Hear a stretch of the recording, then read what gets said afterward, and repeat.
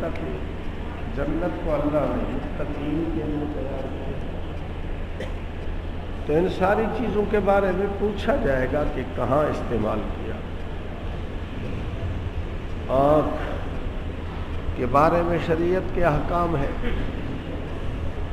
कुल लिल मुमिनीन यगुद्दू मिन अबसारिहिम, मोमिन को कह दो, मर्द है औरत है, जब मुकल्लफ हो जाए अब उनको हुक्म है गैर महरम को देखने और घूरने से अपनी आँख को पस्त कर ले, बंद कर ले। अगर गैर महरम सामने आ रहा ना देखे, देखना हराम। अगर कस्तन देख लिया, इसके बारे में सवाल होगा तूने क्यों देखा।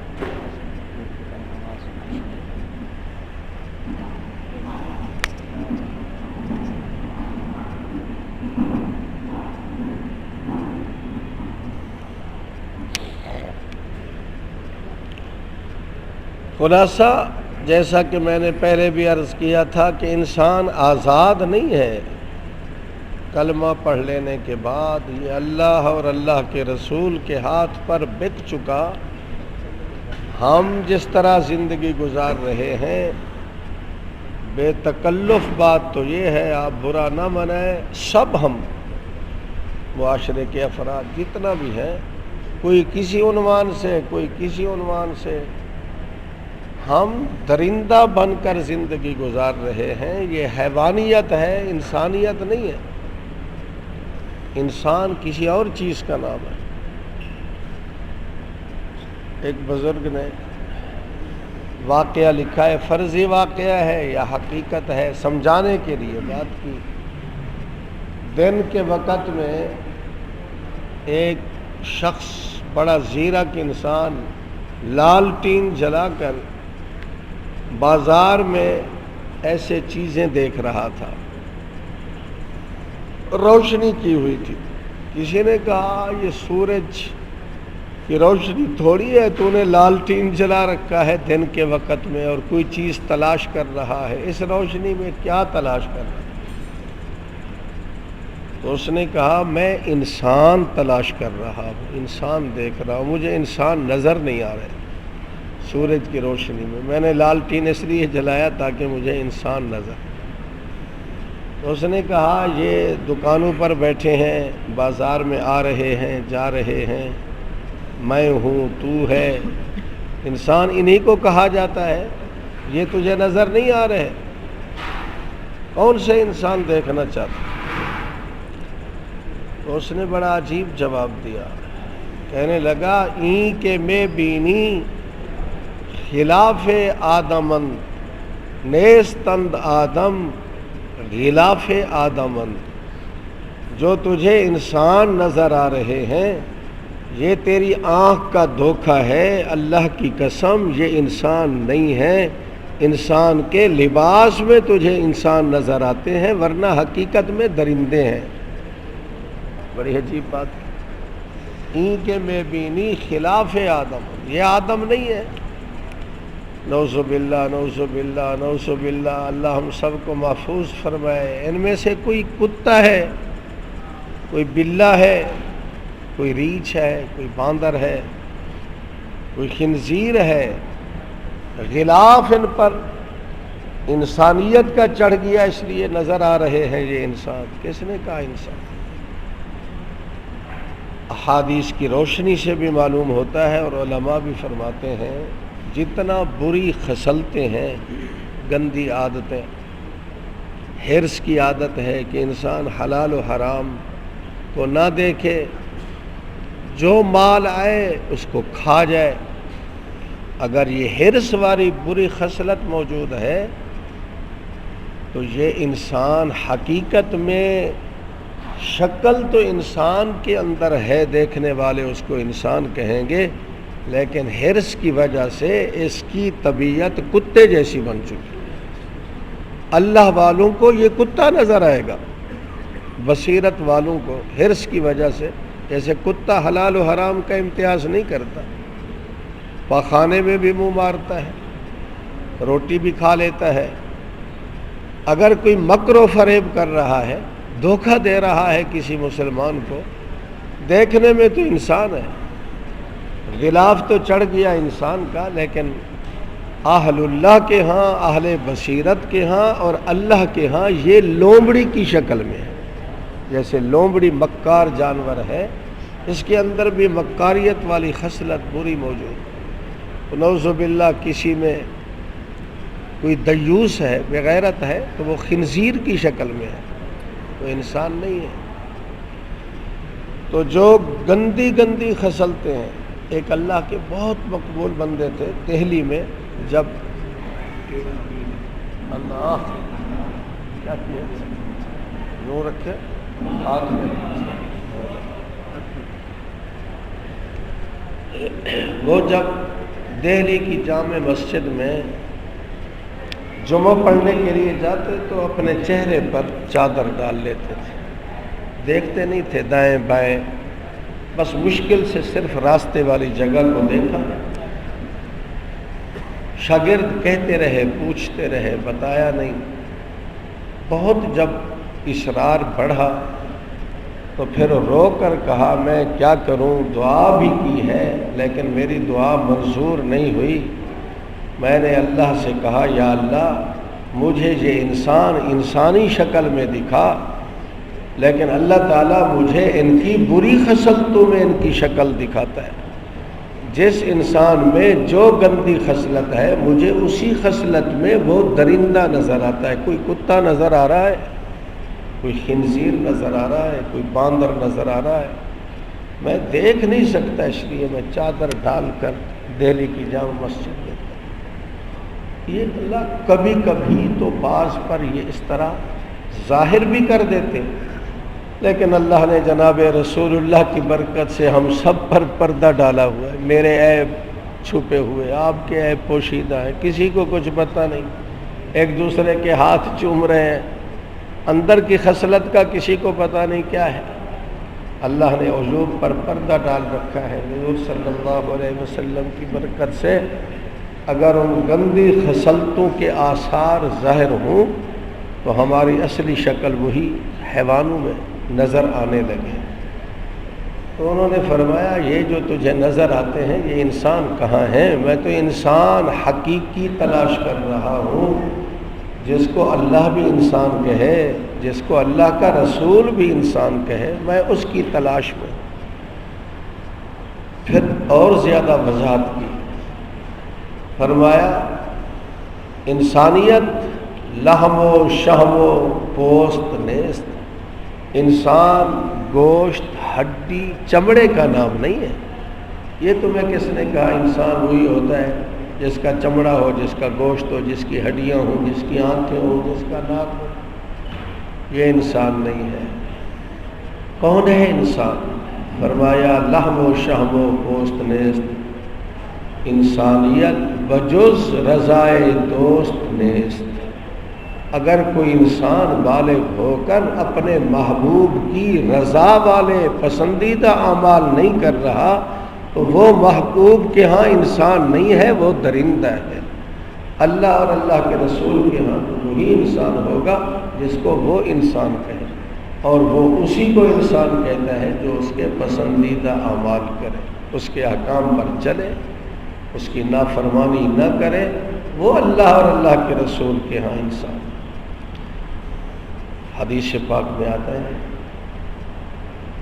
انسان جب وضو کرتا ہے یا غسل کرتا ہے تو وضو کے قطرے جو گرتے ہیں اس میں انسان کے گناہ بھی صاف ہوتے ہیں، اور بعض اہل علم کو، اہل اللہ کو، جو اللہ کے بہت برگزیدہ بندے ہیں، ان وضو کے قطروں میں اور غسل کے پانی میں انسان کے وہ گناہ کے آثار نظر آتے ہیں جس گناہ میں وہ ملوث تھا، اور اب اس کے بعد وضو کر رہا ہے تو اس وضو کے پانی میں گناہ نظر آتا ہے۔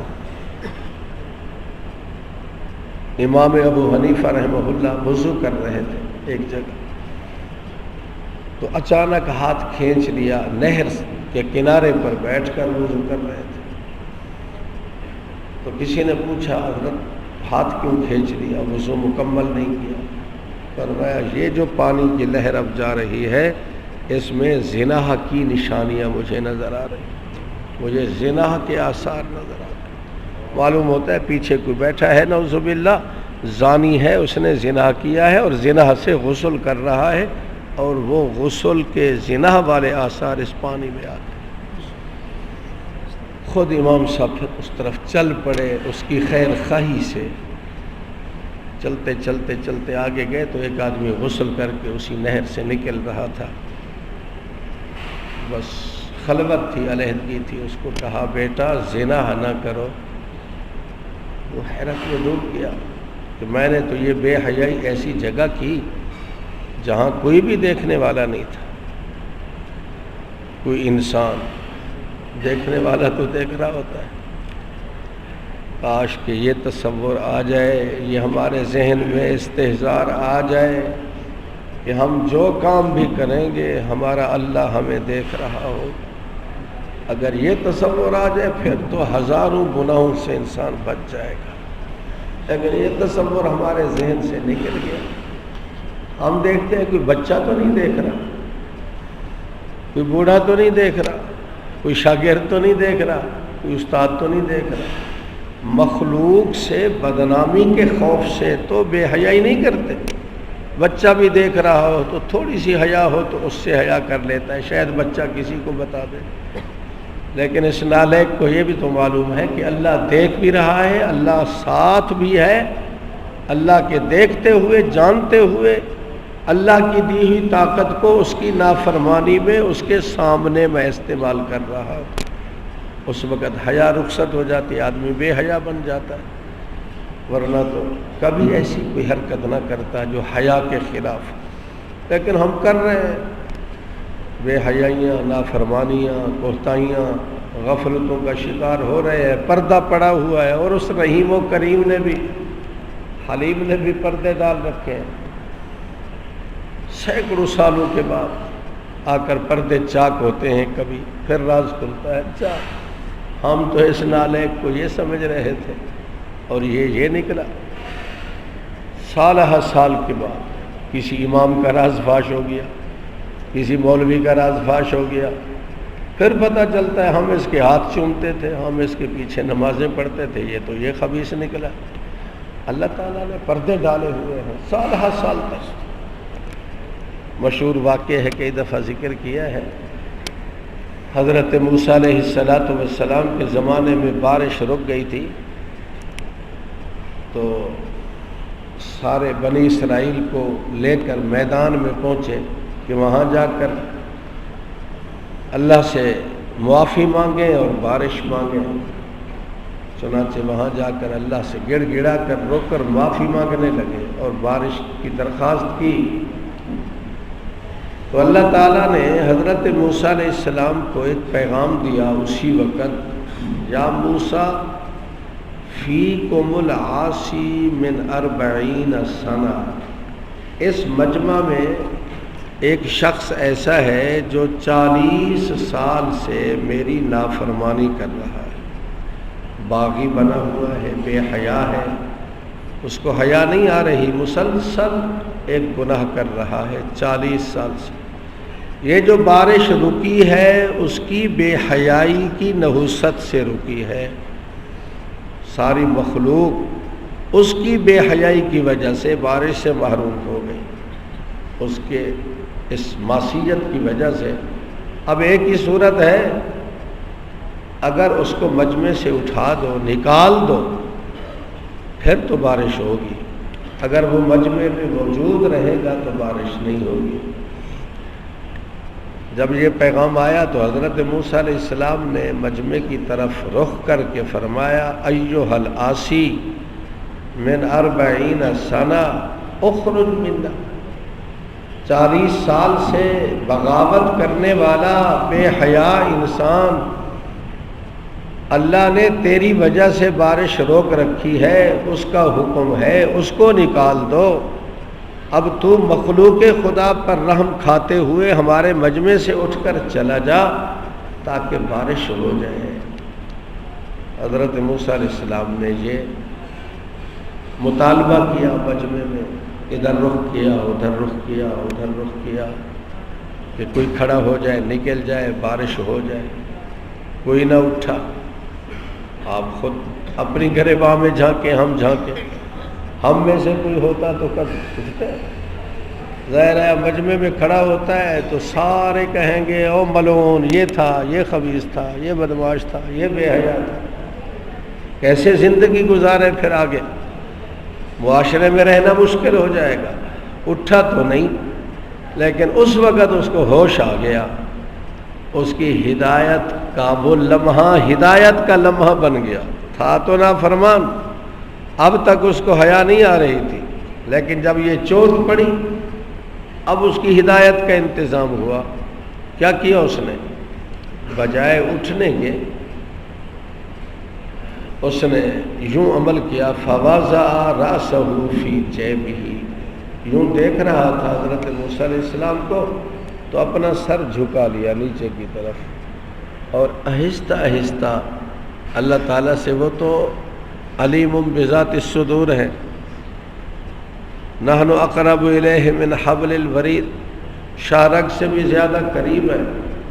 وہ آہستہ کیا دل میں آنے والے خیال کو بھی لاکھوں اربوں کروڑوں سال پہلے جان لیتا ہے۔ اللہ کا علم تو بڑا وسیع ہے۔ اس نے آہستہ آہستہ کہا توب تو یا رب، اے میرے اللہ میری توبہ، مجھے رسوا نہ کر، مجمع میں شرمندہ نہ کر، قوم برادری میں ذلیل نہ فرما، میں نے اس بے حیائی سے توبہ کر لی۔ بیٹھے بیٹھے اس نے توبہ کی۔ حضرت موسیٰ علیہ السلام کو پتہ نہیں کہ اس کا توبہ کا عمل ہو چکا۔ حضرت موسیٰ ادھر دیکھتے ہیں ادھر دیکھتے ہیں، کوئی اٹھتا ہے نہیں اٹھتا، دیکھا تو بادل بن گیا اور بارش 27 کی رات بن گئی، بارش برسنی شروع ہو گئی۔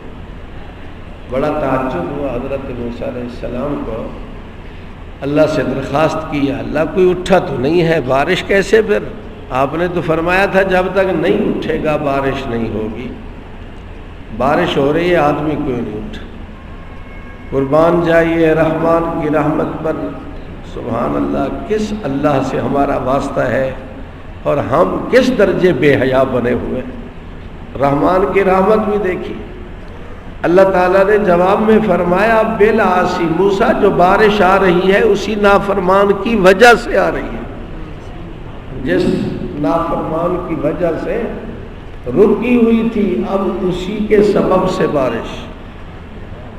اور زیادہ حیرت بڑھی، یا تو کئی سالوں سے اس کی نحوست کی وجہ سے بارش رکی ہوئی تھی، یا اب اس کی وجہ سے بارش۔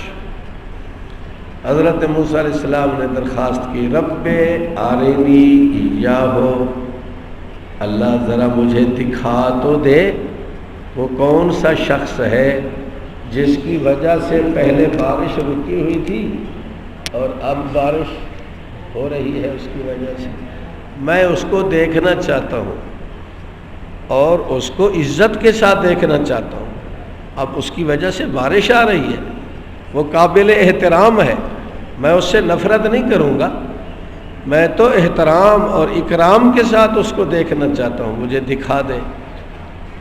سبحان اللہ۔ اللہ نے جواب میں کیا فرمایا، یا موسیٰ انا ما فضحتہ حین معصیتہ، جب وہ نافرمان میری نافرمانی میں مشغول تھا، لگا ہوا تھا، میں نے اس پر پردے ڈالے اور اس کو قوم برادری کے سامنے رسوا نہیں کیا۔ اب تو اس کا اور میرا معاملہ صاف ہو گیا، میں نے معاف کر دیا، اس نے معافی مانگ لی، اب میں اپنے پیارے بندے کو تیرے سامنے کیسے رسوا کروں؟ میں نہیں رسوا کروں، آپ کو بھی نہیں بتلاؤں گا کہ یہ بیٹھا ہے، اس کی وجہ سے بارش رکی ہوئی تھی اور اب ہو رہی ہے، تاکہ تیرے دل میں بھی خیال نہ آئے کہ یہ ہے وہ شخص جو کسی زمانے میں بے حیائی کرتا تھا۔ میں آپ کو بھی نہیں بتانا چاہتا، یہ میرا اور اس کا معاملہ ہے۔ پہلے معاملہ تھا بگڑا ہوا تھا، بارش رک گئی تھی، اب معاملہ سدھر گیا ہے، یاری لگ گئی۔ التائب من الذنب کمن لا ذنب لہ، التائب حبیب اللہ، 40 سال کا بے حیا زانی چور بدکار اپنی بے حیائی سے توبہ کر لے، اللہ صرف توبہ قبول نہیں کرتا بلکہ اس کو اپنا دوست بنا لیتا ہے۔ اللہ فرماتے ہیں یہ میرا دوست بنا، حبیب دوست بن جاتا ہے اللہ کا، اتنا دوست بن جاتا ہے، فرشتوں کو کہتا ہے جو لکھا ہوا ہے مٹا دو، صرف مٹا نہ دو، ان برائیوں کو نیکیوں سے بدل ڈالو، نامہ عمل میں نیکیاں۔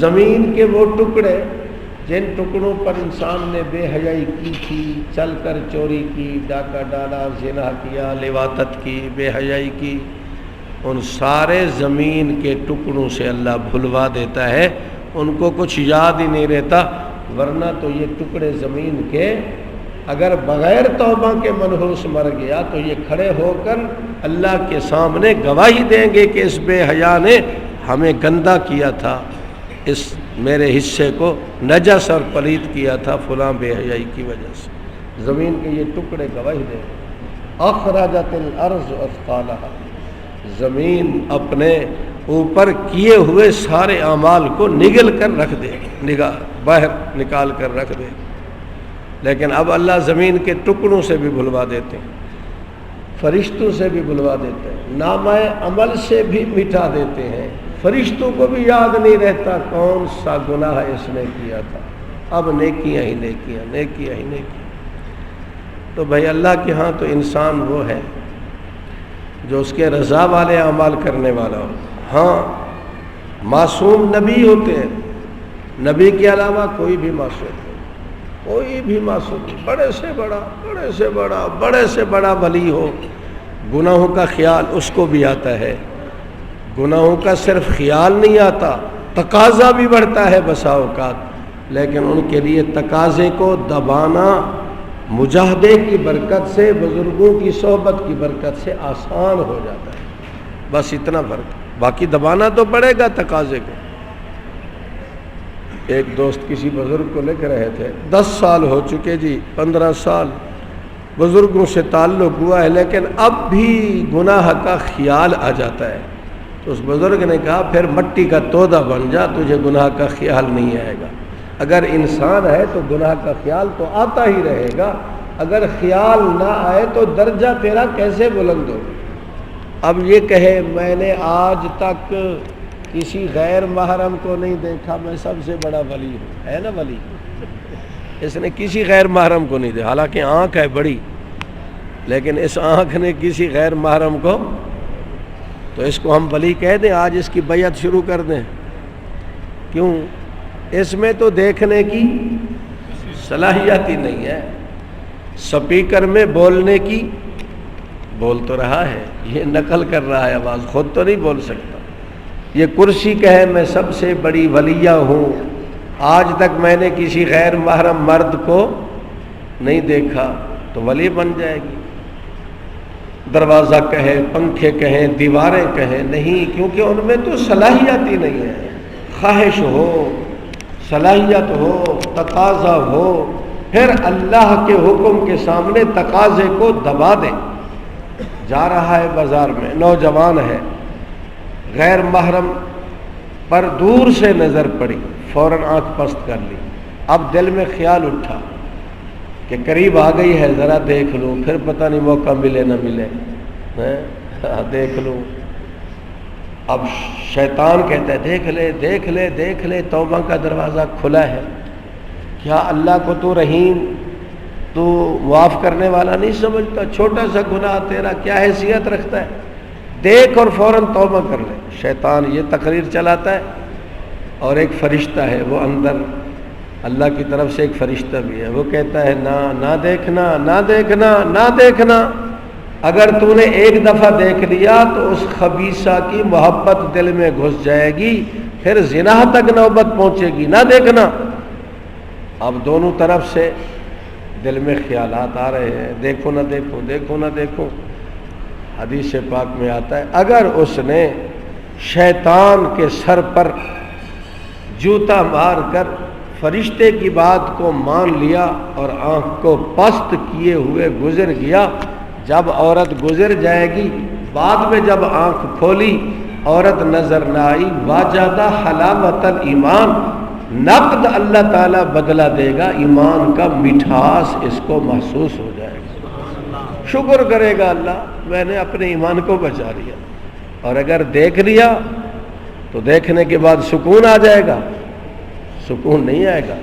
کڑھن ایک دفعہ دیکھا ہے، چلو تھوڑا سا آگے تیز چل کر ایک دفعہ دوبارہ بھی دیکھ لوں، دوبارہ دیکھ لیا، محبت اور بڑھ گئی، اب تو اس کے دروازے پر پہنچے گا، پھر اور پروگرام بنائے گا، نتیجہ زنا تک نوبت پہنچ جائے گی۔ یہ دیکھنا سبب بن جاتا ہے زنا کرنے کا، اور اگر صرف دیکھنے پر اکتفا کیا تو بھی کم عذاب نہیں ہے، سیسا پگھلا کر آنکھ میں ڈالا جائے گا، یہ سزا آخرت میں ملے گی۔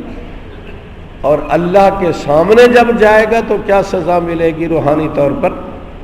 اس بد نظری کرنے والے کو جو شہوت کی نگاہ سے کسی کو دیکھ رہا ہے، گھور رہا ہے، تاک رہا ہے غیر محرم کو، اللہ تعالیٰ اس کو کہیں گے ارے بے حیا، تجھے مجھ سے حیا نہ آئی؟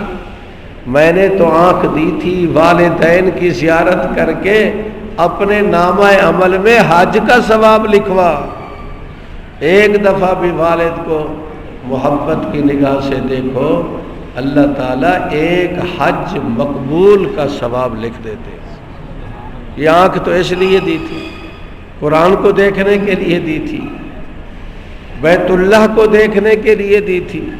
بیت اللہ میں بیٹھا ہے، ہمارے جیسا سست، طواف کر نہیں سکتا، ٹانگوں میں درد ہے، اب بیٹھا ہے، اللہ فرماتے ہیں بیٹھا رہے، کوئی نہیں، تیرے چلنے کی مجھے ضرورت نہیں ہے، نہیں چل سکتا تو بیٹھا رہے، میرے گھر کو دیکھتا رہے۔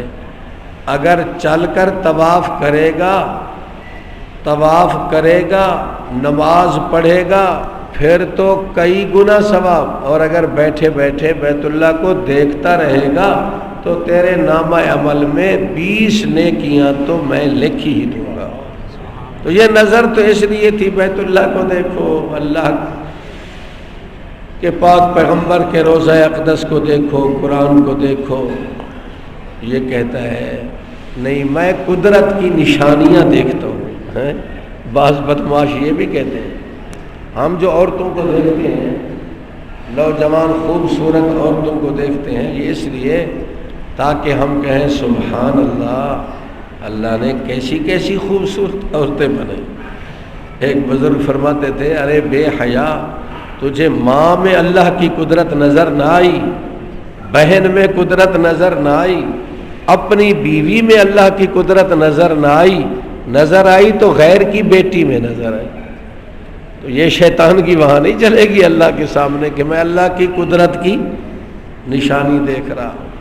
نشانی دیکھتا ہے تو ماں کو دیکھے، بہن کو دیکھے، بیٹی کو دیکھے، انشاءاللہ ثواب ملے گا۔ اور اگر شہوت سے دیکھتا ہے تو بیوی کو دیکھے، اس دیکھنے میں ثواب ملے گا۔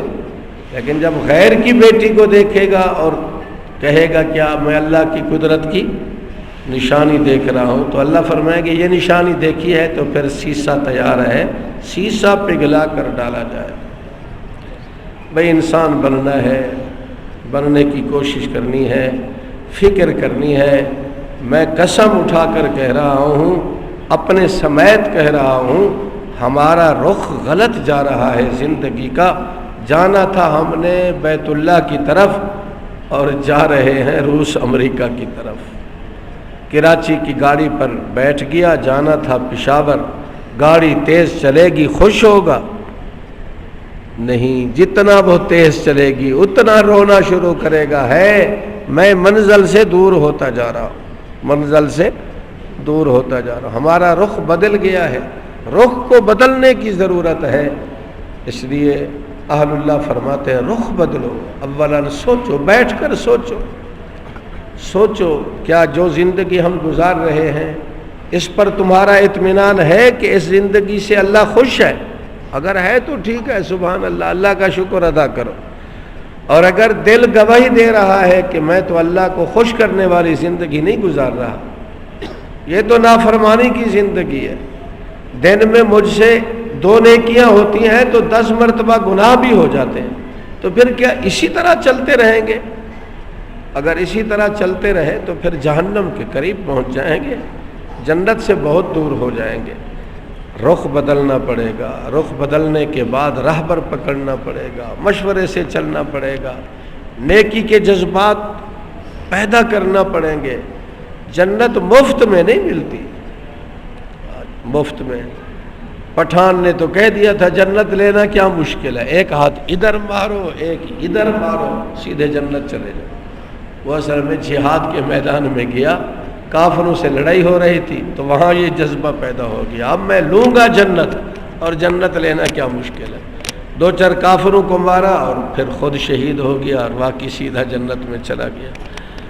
ایسی صورت میں تو جنت جلدی مل سکتی ہے، ورنہ تو لوہے کے چنے چبانے ہیں، نفس پر ارے چلانے ہیں، اپنی خواہشات کو ذبح کرنا ہے۔ جب تک انسان خواہشات پر بری بری گندی گندی خواہشات پر ارے نہیں چلائے گا، اس کی مخالفت نہیں کرے گا، کبھی بھی اللہ کے پسندیدہ اعمال کو اختیار نہیں کر سکتا۔ بہرحال ان اعضاء کے بارے میں اللہ نے سوال کرنا ہے، کان کے بارے میں کیا سنا، آنکھ کے بارے میں کیا دیکھا، دل کے بارے میں کیا سوچا تھا۔ اگر مسجد میں بیٹھ کر بھی اعتکاف کی حالت میں ہی اپنی گندی عورت کو جس کے ساتھ کسی زمانے میں تعلق تھا یہاں بیٹھ کر اسی کو سوچتا رہا تو اعتکاف کا ثمرہ ملے گا؟ یا مسجد میں بیٹھ کر زنا کا پروگرام بنا رہا ہے؟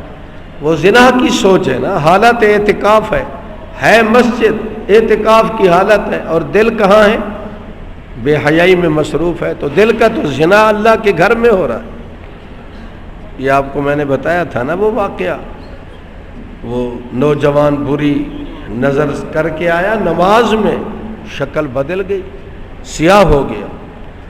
تو اس لیے تصورات کو بھی پاک کرنا ہے، اعضاء کو بھی پاک کرنا ہے، سوچ سوچ کر بات کرنی ہے، اور محض شک اور وہم کی بنیاد پر کسی کو برا بھی مت کہو۔ آج پتہ نہیں ان واہیات لوگوں نے کیا کیا تماشے برپا کر دیے۔ چوری ہو جاتی ہے، بیٹھے ہیں ماشاءاللہ، اپنی چوریاں ہو جائیں تو ملتی نہیں ہیں، ایسا ہی ہے نا، اور دوسروں کی چوریوں کے پتے بتاتے رہتے ہیں، کتاب دیکھ کر جی فلاں چور نے چوری کی ہے، اب اس کو اتنا یقین ہو جاتا ہے اس پر مقدمہ کر دیتا ہے محض کتاب کی بنیاد پر۔ یہ حرام ہے، ناجائز ہے۔ ایسے کتابوں کے ذریعے سے چور پکڑے جاتے تو دنیا میں پولیس کے نظام قائم کرنے کی ضرورت ہی نہ ہوتی، انہی جیسے لوگوں کو بٹھا دیا جاتا، بتاؤ جی کتاب دیکھ کر، حساب کر کے بتاؤ۔ نہ حساب سے کسی پر بدگمانی کرنا صحیح ہے، نہ کتاب سے کسی پر بدگمانی کرنا صحیح۔ حضرت عیسیٰ علیہ السلام نے دیکھا ایک شخص کو، وہ چوری کر رہا تھا، ایک مکان کی دیوار کو توڑ کر اندر گھس کر سامان اٹھا رہا تھا۔ حضرت عیسیٰ علیہ السلام نے فرمایا یا اخی، اے بھائی تو چوری کرتا ہے؟ اس نے سامنے سے کہہ دیا، کوئی ایسا ڈھیٹ تھا، کہہ دیا لا کلا واللہ الذی لا الہ الا هو، بالکل ایسی بات نہیں ہے، مجھے قسم ہے اس ذات کی جس کے بغیر کوئی معبود نہیں، میں تو چوری نہیں کر رہا۔ اب چوری کر رہا ہے اور قسم اٹھا دی کہ میں تو چوری۔ حضرت عیسیٰ علیہ السلام نے کیا فرمایا؟ آنکھوں سے دیکھ چکے تھے، فرمایا کذبت عینی وصدقت ربی، میں اپنی آنکھ کو جھوٹا کہتا ہوں، اپنے رب کو سچا کہتا ہوں، تو نے میرے رب کی قسم اٹھا لی، میں کہتا ہوں تو سچا ہے، میری آنکھ نے غلط دیکھا۔ وہ دیکھ رہے تھے پھر بھی اس کو چور نہ کہا، کہیں اس آنکھ کے بارے میں اللہ سوال نہ کر لے، جب اس نے میرا نام لیا تھا تو پھر تو نے کیوں اس کو چور کہا۔ آج ہم حساب و کتاب پر اعتماد کر کے کسی کو چور کسی کو ڈاکو بنا رہے ہیں، مقدمے کرتے ہیں، بیچارے پھنسے رہتے ہیں۔ بہرحال ان اعضاء کو سوچ سوچ کر استعمال کرنا ہے، اللہ کی نافرمانی میں استعمال نہیں کرنا۔ آخری لمحات ہیں، کچھ اللہ تعالیٰ سے مانگ لیں، ہم گناہگاروں کے لیے بھی، مدرسے کے لیے بھی، طلباء اساتذہ کے لیے بھی، پوری امت کے لیے، اپنے طور پر انفرادی طور پر۔ اب ثمرہ حاصل کرنے کا وقت ہے۔ انسان سارا دن رات 6 مہینے اپنی کھیتی کو پانی لگاتا رہے، محنت کرتا رہے، جب پک جائے پھر سو جائے تو اچھی بات نہیں ہے۔ اب تو گویا سیزن کا خلاصہ حاصل کرنے کا وقت ہے۔ ان لمحات کو گناہوں سے بچا کر اللہ کے ذکر میں، عبادت میں، دعا میں لگا دیں۔ اللہ تعالیٰ توفیق عطا فرمائے۔ ایک درخواست ہے، یہاں اعتکاف کا ماحول تو بن گیا، کثرت تو ہو گئی، آج دوست بھی بتا رہے تھے، ہمیں بھی تو کھوتا رہا۔ اپنے طور پر تو نرم انداز سے کچھ گرمی کے الفاظ بھی بولتے رہے، لیکن اس طرح اعتکاف ہوتا نہیں ہے جس طرح آپ حضرات نے کیا ہے۔ خاص کر بعض نوجوان وہ اعتکاف کے تقاضے سے واقف ہی نہیں ہے۔ اعتکاف کا مقصد تو ساری دنیا سے تعلقات توڑ کر اپنے رب سے تعلق جوڑنا ہے، اور یہاں بیٹھ کر بھی بعض سنا ہے وہ نیٹ شیٹ بھی لگاتے رہے اور موبائل چلاتے رہے۔ یہ فضولیات ہیں، بھی فائدہ کیا ہوگا؟ خدا را آئندہ اگر اعتکاف کریں، ہم بھی یہاں کا کوئی نظم تھوڑا سا سخت بنائیں گے۔ آپ ہمیں کہیں گے تو صحیح کہ مولوی سخت ہیں، ایسی تیسی ہمارا کھاتے ہیں، اب ہمارے اوپر حکومت کرتے ہیں، لیکن ہم یہ ملامت برداشت کریں گے تاکہ مقصد تو حاصل ہو جائے۔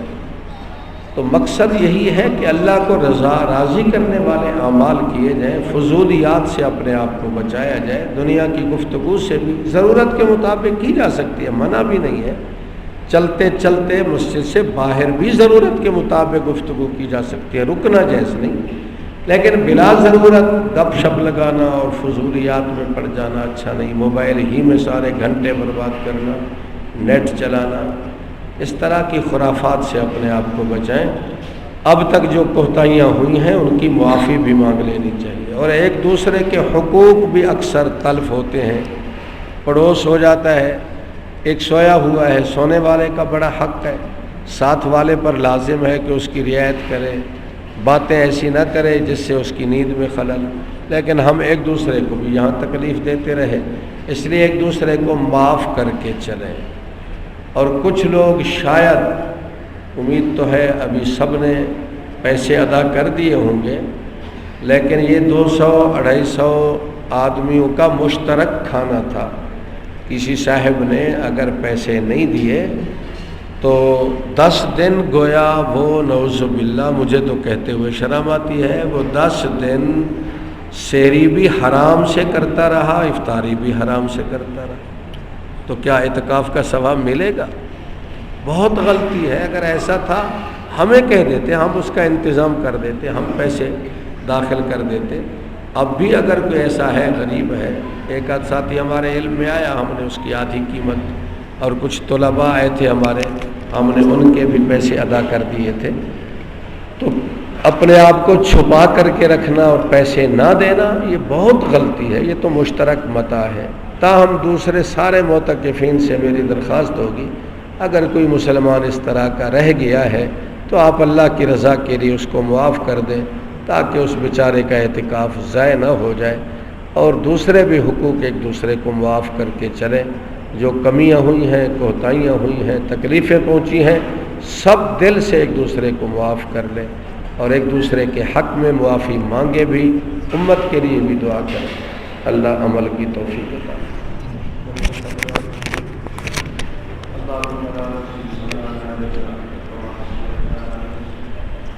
اللهم